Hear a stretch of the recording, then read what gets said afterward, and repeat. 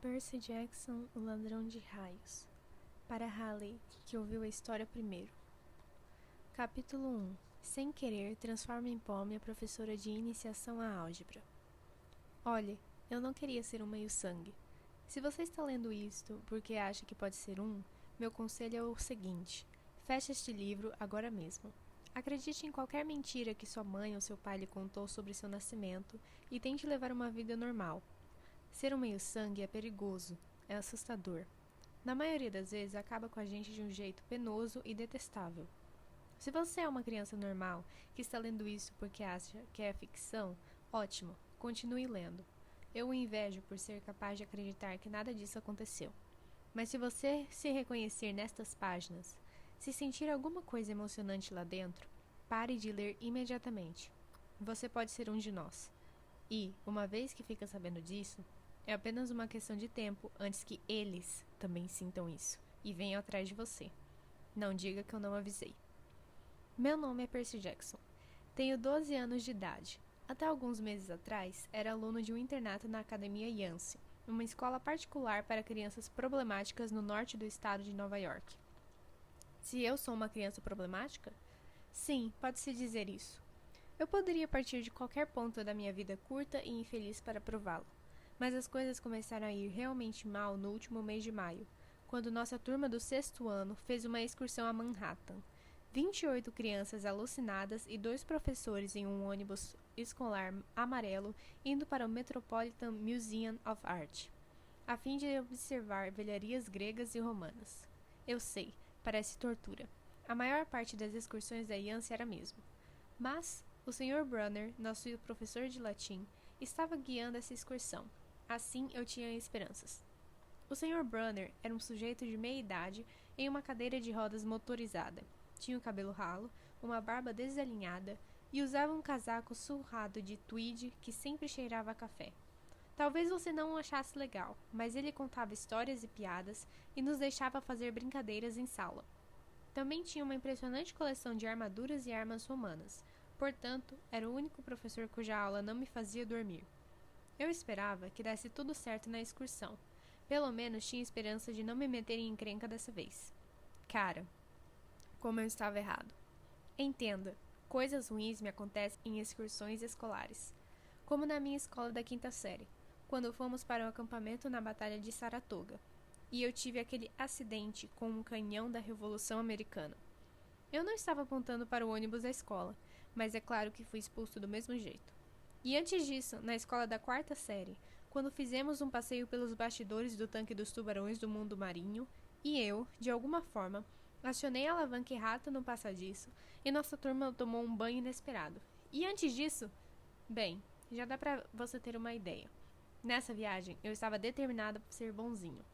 Ao longo de todo o caminho para a cidade, aguentei Nancy Boboft, aquela cleptomaníaca ruiva e sardenta, acertando a nuca do meu melhor amigo, Grover, com pedaços de sanduíche de manteiga de amendoim com ketchup. Grover era um alvo fácil. Ele era magrelo. Chorava quando ficava frustrado. Devia ter repetido o ano muitas vezes, porque era o único do 7º ano que tinha espinhas e uma barba rala começando a nascer no queixo. E ainda por cima era aleijado. Tinha um atestado que o dispensava da educação física pelo resto da vida, porque tinha algum tipo de doença muscular nas pernas. Andava de um jeito engraçado, como se cada passo doesse. Mas não se deixe enganar por isso. Você precisava vê-lo correr quando era dia de enchilada na cantina. De qualquer modo, Nancy Boboft estava jogando bolinhas de sanduíche que grudavam no cabelo castanho encaixado dele. E ela sabia que eu não podia revidar, porque já estava sendo observado sob o risco de ser expulso. O diretor me ameaçará de morte com uma suspensão na escola. Ou seja, sem poder assistir às aulas, mas tendo de comparecer à escola e ficar trancado numa sala fazendo tarefas de casa. Caso alguma coisa ruim, embaraçosa ou até moderadamente divertida acontecesse durante a excursão. Eu vou matá-la, murmurei. Grover tentou me acalmar. Está tudo bem, gosto de manteiga de amendoim. Ele se esquivou de outro pedaço do lanche de Nancy. Agora chega. Comecei a levantar, mas Grover me puxou de volta para o assento. Você já está sendo observado, ele me lembrou. Sabe que será culpado se acontecer alguma coisa. Quando me lembro daquilo, Preferiria ter acertado Nancy Boboft no ato. A suspensão na escola não teria sido nada em comparação com a encrenca em que eu estava prestes a me meter. O Sr. Brunner guiou o passeio pelo museu. Ele foi na frente em sua cadeira de rodas, conduzindo-nos pelas grandes galerias cheias de ecos, passando por estátuas de mármore e caixas de vidro repletas de cerâmica muito velha preta e laranja. Eu ficava alucinado só de pensar que aquelas coisas tinham sobrevivido por 2.000, 3.000 anos. Ele nos reuniu em volta de uma coluna de pedra com 4 metros de altura e uma grande esfinge no topo. E começou a explicar que aquilo era um marco tumular, uma estela, feita para uma menina mais ou menos da nossa idade. Contou-nos sobre inscrições laterais. Estava tentando ouvir o que ele tinha a dizer, porque era um pouco interessante. Mas todos ao meu redor estavam falando, e cada vez que eu dizia para calarem a boca, a outra professora que nos acompanhava, a senhora Dodds, me olhava de cara feia. A senhora Dodds era aquela professorinha de matemática da Geórgia que sempre usava um casaco de couro preto, apesar de ter 50 anos de idade. Parecia mal bastante para entrar com uma moto Harley bem dentro do seu armário. Tinha chegado em Yancey no meio do ano, quando nossa última professora de matemática teve um colapso nervoso. Desde o primeiro dia, a senhora Dodds adorou Nancy Boboft e concluiu que eu tinha sido gerado pelo diabo. Ela me apontava o dedo torto e dizia, agora, meu bem, com a maior doçura, e eu sabia que ia ficar detido depois da aula por um mês. Certa vez, depois que ela me fez apagar as respostas em antigos livros de exercício de matemática até meia-noite, disse a Grover que achava que a senhora Dodds não era gente. Ele olhou para mim muito sério e disse, você está certíssimo. O Sr. Brunner continuou falando sobre arte funerária grega. Finalmente, Nancy Boboft, abafando o riso, falou algo sobre o sujeito pelado na estela, e eu me virei e disse, quer calar a boca? Saiu mais alto do que eu pretendia. O grupo inteiro deu risada. O Sr. Brunner interrompeu sua história. Sr. Jackson, disse ele, fez algum comentário? Meu rosto estava completamente vermelho. Eu disse, não, senhor. O Sr. Brunner apontou para uma das figuras na estela. Talvez possa nos dizer o que essa figura representa. Olhei para a imagem entalhada e senti uma onda de alívio, porque de fato reconhecerá. É Cronos comendo os filhos, certo? Sim, disse o Sr. Brunner, e obviamente não estava satisfeito. E ele fez isso porque... Bem, eu quebrei a cabeça para me lembrar. Cronos era o deus rei e... Rei? Perguntou o Sr. Brunner. Titã, eu me corrigi. E ele não confiava nos filhos, que eram os deuses. Então, Cronos os comeu, certo? Mas sua esposa escondeu o bebê Zeus e deu a Cronos uma pedra para comer no lugar dele. E depois, quando Zeus cresceu, ele enganou o pai, Cronos, e o fez vomitar seus irmãos e irmãs. Eca! Disse uma das meninas atrás de mim. E então houve aquela grande briga entre os deuses e os titãs, continuei, e os deuses venceram. Algumas risadinhas do grupo. Atrás de mim, Nancy Boboft murmurou para uma amiga. Como se fôssemos usar isso na vida real. Como se fossem falar nas nossas entrevistas de emprego. Por favor, explique por que Cronos comeu seus filhos. E por que, Sr. Jackson? Disse o Sr. Brunner. Parafraseando a excelente pergunta da senhorita Boboft, isso importa na vida real. Se ferrou, murmurou Grover. Calha a boca, chiou Nancy, a cara ainda mais vermelha que seu cabelo. Pelo menos Nancy também foi enquadrada. O Sr. Brunner era o único que a pegava dizendo algo de errado. Tinha ouvidos de radar. Pensei na pergunta dele e encolhi os ombros. Não sei, senhor. Entendo. O Sr. Brunner pareceu desapontado. Bem, meio ponto, Sr. Jackson. Zeus, na verdade, deu a Cronos uma mistura de mostarda e vinho, o que o fez vomitar as outras 5 crianças que, é claro, sendo deuses imortais, estavam vivendo e crescendo sem serem digeridas no estômago do Titã. Os deuses derrotaram os pais dele, cortaram-no em pedaços com sua própria foice e espalharam os restos no Tártaro, a parte mais escura do mundo inferior. E com esse alegre comentário, é hora do almoço. Senhora Dodds, quer nos levar de volta para fora? A turma foi retirada, as meninas segurando a barriga, os garotos empurrando uns aos outros e agindo como bobões. Grover e eu estávamos prestes a segui-lo, quando o Sr. Brunner disse, Sr. Jackson. Eu sabia o que vinha a seguir. Disse a Grover para ir andando, então me virei para o professor. Senhor? O Sr. Brunner tinha aquele olhar que não deixa a gente ir embora. Olhos castanhos intensos que poderiam ter 1000 anos de idade e já ter visto de tudo. Você precisa aprender a responder a minha pergunta, disse ele. Sobre os titãs?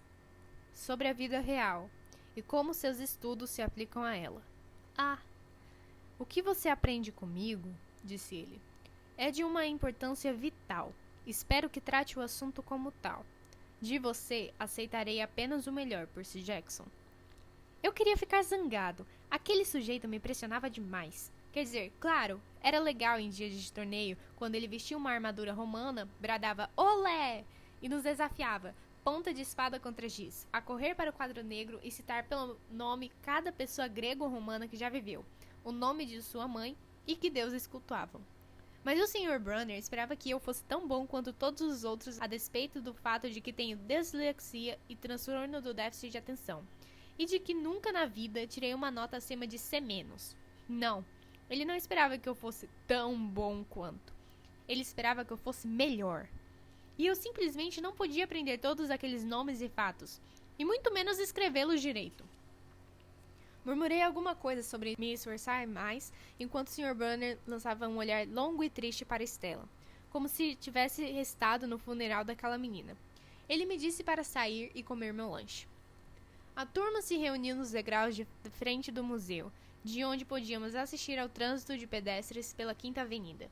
Acima de nós, uma imensa tempestade estava se formando, com as nuvens mais escuras que eu já tinha visto sobre a cidade. Imaginei que talvez fosse o aquecimento global ou qualquer coisa assim, porque o tempo em todo o estado de Nova York estava esquisito desde o Natal. Tivemos nevascas pesadas, inundações, incêndios nas florestas causadas por raios. Eu não teria ficado surpreso se fosse um furacão chegando. Ninguém mais pareceu notar. Alguns dos garotos estavam jogando biscoitos para os pombos. Nancy Boboft tentava afanar alguma coisa da bolsa de uma senhora. E, é claro, a senhora Dodds não via nada. Grover e eu nos sentamos na beirada do chafariz, longe dos outros. Pensamos que, se fizéssemos isso, talvez ninguém descobrisse que éramos daquela escola. A escola para esquisitões lesados que não davam certo em nenhum outro lugar. Detenção? Perguntou Grover. Não, disse eu. Não do Brunner. Eu só gostaria que ele às vezes me desse um tempo. Quer dizer, não sou um gênio.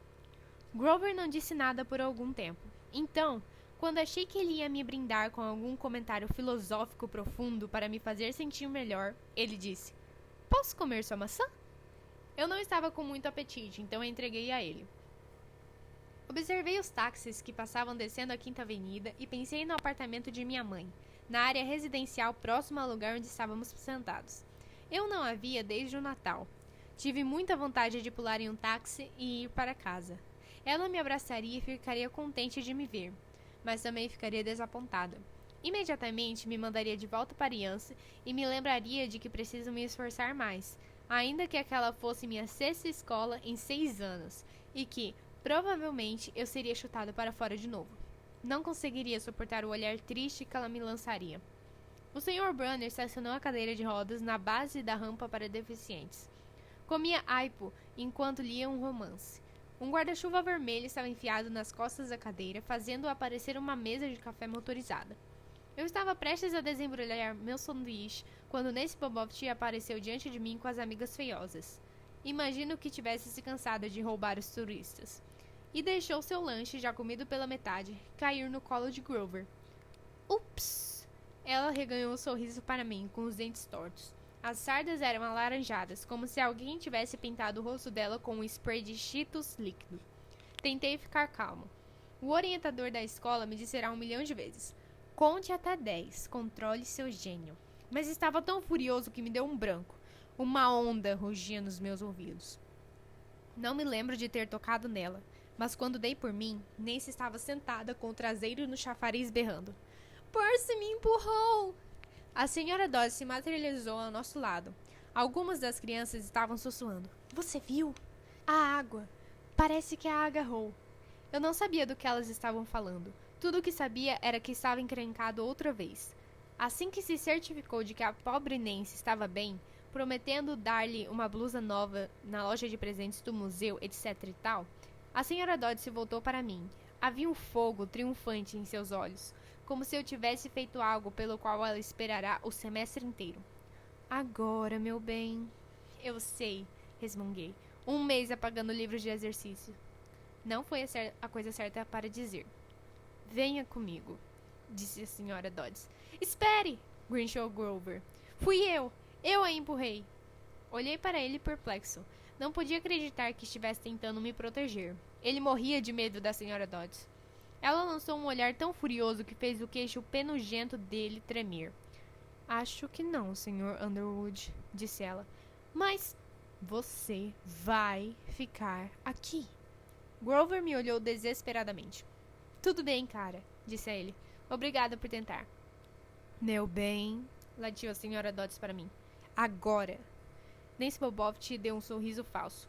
Lancei-lhe meu melhor olhar de vou acabar com a sua raça. Então me virei para enfrentar a senhora Dodds, mas ela não estava lá. Estava postada à entrada do museu, lá no alto dos degraus, gesticulando impaciente para mim. Como ela chegou lá tão depressa?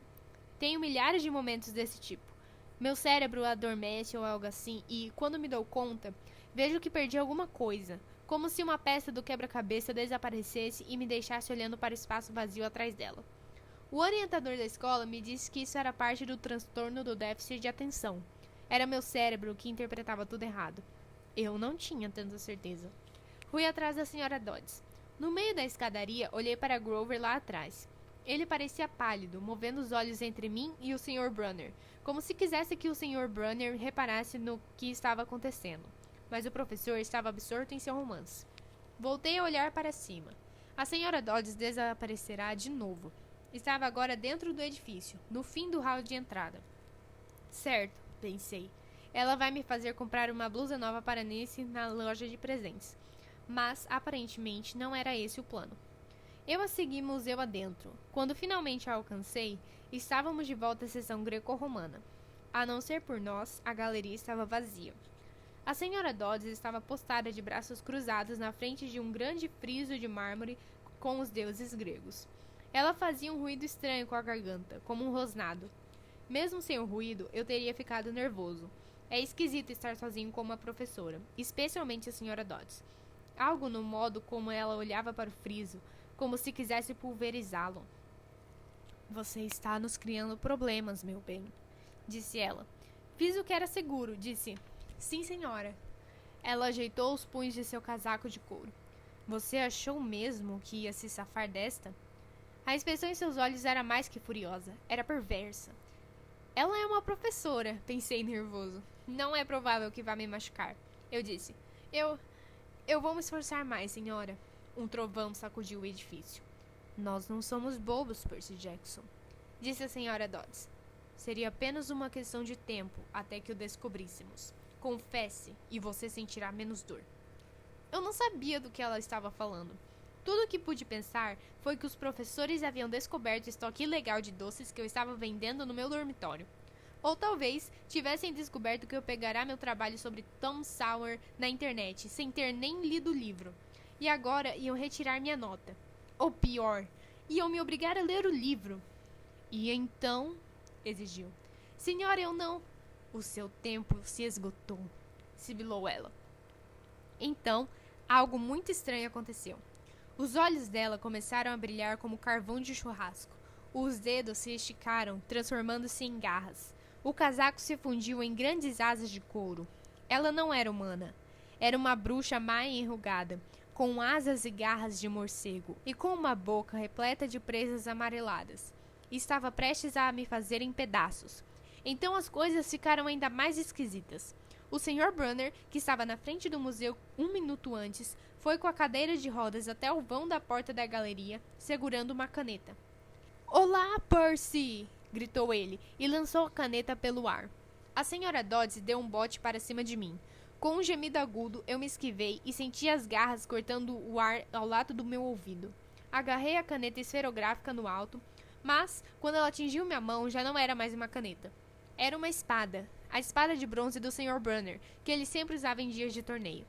A senhora Dodds virou-se na minha direção com uma expressão assassina nos olhos. Meus joelhos ficaram bambos. As mãos tremiam tanto que quase deixei a espada cair. Ela rosnou: "Morra, meu bem!" E voou para cima de mim. Um terror absoluto percorreu meu corpo. Fiz a única coisa que me ocorreu naturalmente. Desceria um golpe com a espada. A lâmina de metal atingiu o ombro dela e passou direto por seu corpo, como se ela fosse feita de água. Zás! A senhora Dodds era um castelo de areia debaixo de um ventilador. Ela explodiu em areia amarela, reduziu-se a pó, sem deixar nada além do cheiro de enxofre, um grito estridente que foi sumindo e um calafrio de maldade no ar, como se aqueles olhos vermelhos incandescentes ainda estivessem me olhando. Eu estava sozinho. Havia uma caneta esferográfica na minha mão. O Sr. Brunner não estava lá. Não havia ninguém lá além de mim. Minhas mãos ainda estavam tremendo.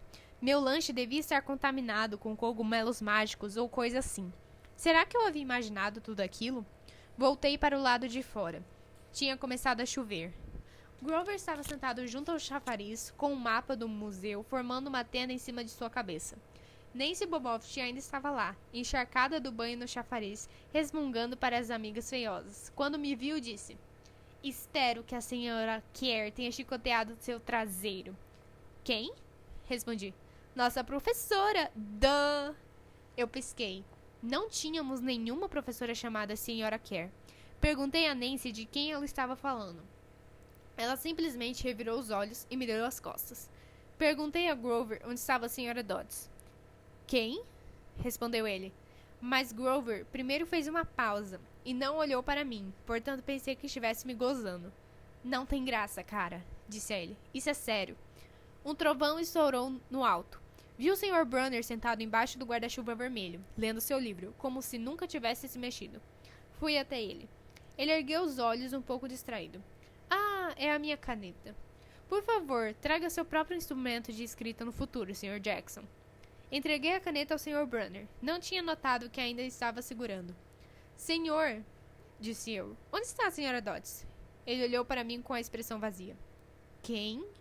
"A outra professora que nos acompanhava, a Sra. Dodds, professora de iniciação à álgebra."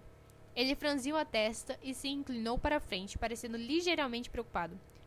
"Percy, não há nenhuma Sra. Dodds nessa excursão. Até onde sei, nunca houve uma Sra. Dodds na Academia Yance. Está se sentindo bem?"